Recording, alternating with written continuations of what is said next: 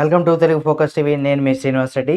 జగన్మోహన్ రెడ్డి గారు జైలుకి వెళ్లకుండా కాపాడేది ఆ ఒక్క అంశమేనంటూ కూడా మనం చెప్పుకోవచ్చు. ఇంతటికి ఏంటి అది అనేది కూడా ఈ వీడియోలో మనం తెలుసుకుందాం. మీరు కనుక జగన్మోహన్ రెడ్డి గారి అభిమానులైతే లేదా వైసీపీ నాయకులు అలాగే వైసీపీ అభిమానులైతే వారికి సంబంధించి మరిన్ని వీడియోలను కూడా మీ ముందుకు తీసుకొస్తుంది మన Telugu focus TV channel.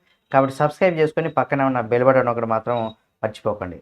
YCP అధినేతను ఇరుకుని పెట్టాలనేది కూడా ప్రస్తుతం కూటమిలోని కొందరు నాయకులు లక్ష్యంగా పెట్టుకొని ఉన్నారు. ముఖ్యంగా ఉప సభాపతిగా ఉన్నటువంటి వైసీపీ మాజీ ఎంపీ అయినటువంటి రఘురామకృష్ణరాజు పెద్ద ఎత్తున ఈ విషయం పైన ప్రయత్నాలు అయితే చేస్తున్నారు.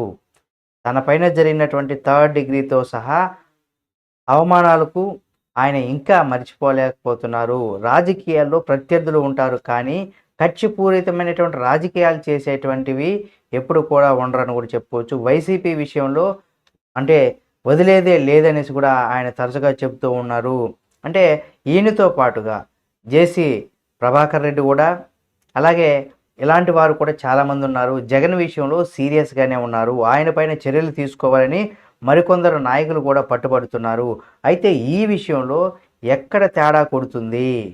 వీళ్ళందరూ కూడా ప్లాన్ చేసుకుంటున్నారు. ఆయన ఇరుకుని పెట్టాలి, జైలుకి పంపించాలి, అందరూ కూడా చెప్పుకుంటున్నారు. కానీ ఈ విషయంలో ఆయన జైలుకి ఇప్పటివరకు కూడా పోకుండా 10 ఏళ్ళకు పైగా బెయిల్ మీదే ఉన్నారు. కానీ ఈ విషయంలో ఎక్కడో తేడా కొడుతుందనేది కూడా చాలామందికి ఒక డౌట్ అయితే ఉంది. రాష్ట్ర స్థాయిలో జగన్ పైన కేసులు పెట్టాలన్న ఇక్కడ చర్చ ఇక్కడ తొలినాళ్ళ నుంచి కూడా చాలా జోరుగానే వినిపిస్తుంది. వైసీపీ హయాంలో అటు ఇసుక కావచ్చు, మద్యం కావచ్చు, ఈ కుంభకోణాలు జరిగాయని కూడా వీటిని ఆసరాగా చేసుకొని ఆయన పైన కేసులు పెట్టవచ్చు అనేసి కూడా చాలామంది కూటమి నేతలు కావచ్చు, చాలామంది నాయకులైతే ఆయనకు వ్యతిరేకంగా ఉన్నటువంటి వర్గం అంతా వారంతా కూడా ఆయన చేత ఎవరైతే బాధింపబడ్డారో వాళ్ళందరూ కూడా ఈ విధంగా ఆయన ఎలాగైనా ఇరుకుని పెట్టాలనేసి కూడా చూస్తున్నారు.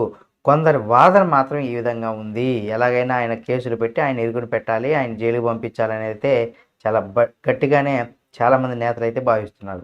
అయితే ఇక్కడ 2, 3 మాసాల కిందట ఈ విషయాన్ని సీరియస్‌గా తీసుకున్నటువంటి చంద్రబాబు నాయుడు గారు కేసులు పెట్టే విషయంలో చర్చించారు. కానీ ఆయన స్వయంగా వెనక్కి తగ్గారు.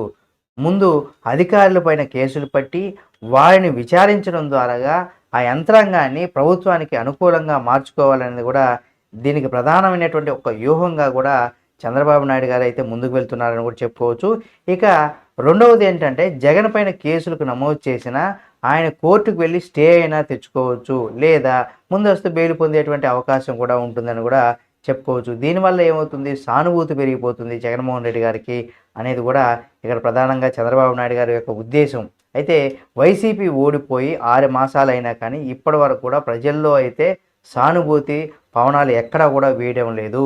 ఇప్పుడు చేజేతుల ఆ విషయంలో కేసులు పెట్టి సానుభూతి గ్రాఫ్ పెంచుకున్నట్టుగా కూడా అయిపోతుంది. జగన్మోహన్ రెడ్డి గారికి ఆ సానుభూతిని మనమే పెంచిన వారం అవుతాం అంటూగా చెప్తున్నారు. వెనకగంజి వేసినట్టుగా కూడా ఇక్కడ తెలుస్తుంది. దీంతో జగన్ కేసుల విషయంలో కూటమి ప్రభుత్వం మౌనంగా ఉంది. ఇదే అభిప్రాయం పైన కూడా డిప్యూటీ సీఎంగా ఉన్నటువంటి పవన్ కళ్యాణ్ గారు కూడా ఇక్కడ ఉండడంతో జగన్ ఎప్పటికైనా ఇప్పటికైతే చాలా సేఫ్గానే ఉంటారని కూడా చెప్పుకోవచ్చు.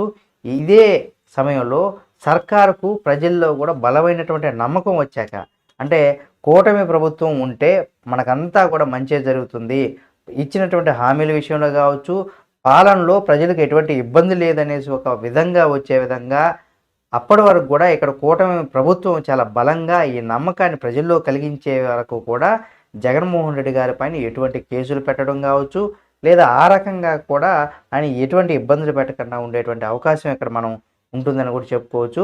అప్పుడే ఈ కేసులు ఎప్పుడైతే కూటమి ప్రభుత్వం పైన ప్రజల్లో ఎక్కువగా అన్ని మంచి పనులు చేస్తున్నారు, సూపర్ అనే ఒక ఇది తెచ్చుకున్న తర్వాత అప్పుడు ఈ కేసులను కూడా జగన్మోహన్ రెడ్డి గారి పైన ఒక్కొక్క కేసులుగా పెట్టుకుంటూ ఆయన ఎలాగైనా సరే జైలుకి పంపించి ఆ పార్టీని లేకుండా చేసేటువంటి ప్రయత్నం ఇటు కూటమి ప్రభుత్వంలో ఉన్నటువంటి బీజేపీ కేంద్రంలో అధికారంలో ఉంది కాబట్టి ఇక్కడ జనసేన, టీడీపీ, బీజేపీ కలిసి అక్కడ ప్రతిపక్ష పార్టీగా ఉన్నటువంటి వైసీపీని లేకుండా చేసేటువంటి ప్రయత్నం ఉంది. అలాగే ఈ జగన్మోహన్ రెడ్డి గారిని జైలుకి పంపించేటువంటి అవకాశం కూడా ఉందని కూడా చెప్పుకోవచ్చు. మరి నిజంగా ఇది జరుగుతుందా లేదా తెలియాలంటే మరి కొన్ని రోజులైతే మనం వేచి చూడాల్సిందే. మరి చూద్దాం ఏం జరుగుతుంది ఏమనేది కూడా. లేకపోతే జగన్మోహన్ రెడ్డి గారు ఇక ప్రతిపక్ష నేతగా మళ్ళీ ప్రజల్లోకి సానుభూతి తెచ్చుకొని ముందుకు వెళ్తారా లేదా అనేది కూడా చూడాలి. ఏం జరుగుతుంది ఏమనేది కూడా ఈ వీడియో మీకు నచ్చితే లైక్ చేయండి. ఇలాంటి మరిన్ని వీడియోల కోసం మన Telugu focus TV channel subscribe చేసుకొని పక్కనే ఉన్న బెల్ బటన్ ఒకటి మాత్రం మర్చిపోకండి.